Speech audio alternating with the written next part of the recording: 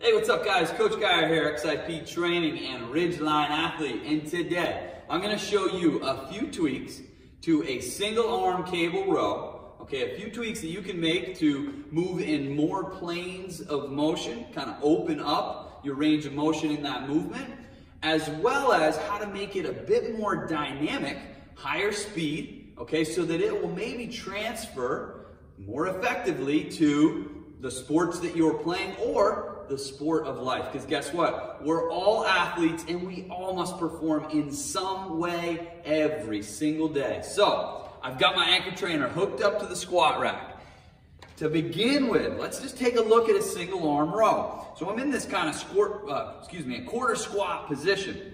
My hand is at about a 45-degree angle, and that's important because as I pull through, we want to keep just a little bit of space in between my elbow and my ribs. And that positioning of the hand allows us not only to keep that space, but it also gives us the ability to retract at the shoulder blade on the backside, which ultimately, when we're doing a single arm row, we're training the muscles of the upper back, the posterior shoulder on that pulling arm. So if you get your elbow stuck in tight here, nothing is really happening on the backside.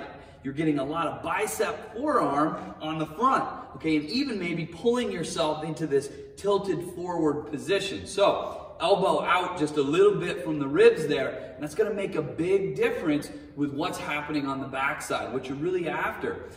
Okay, tweak number 2 here. I'm gonna open up my stride, all right? I went from this bilateral stance, feet were parallel, to now I'm opening up the foot on that pulling arm, okay? On my right side. From here, as I follow through with the same rules of that first tweak, keeping a little bit of some space, okay? But also rotating from my torso. So the logo on the front of my shirt, the orientation of that logo is changing position as I come through with that row. Now, keep your eyes fixed where that cable is coming from. If I continue to rotate through with it, it's not a bad thing. There's no harm, no foul there. However, you're not going to get that whip at the end of the motion, okay? And that's what keeping the eyes forward is gonna help you do. So now, third tweak. Let's make this movement just a bit more dynamic. Let's move with some more speed, okay? And really open up the hips as we do it.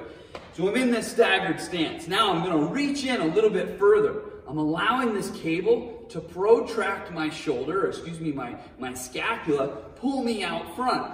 Maybe this is the end of a throw, or you reaching out front to grab and then go into a pull. From here, I'm going to drive, think with my hips, I start that rotation by pushing through this leg, okay? I push, drive, and pull through. And now there's some aggression, there's some speed, and some power as I pull that handle through. Still keep those eyes fixed forward. That's gonna allow you to get that good whip and torque, creating more power in that movement.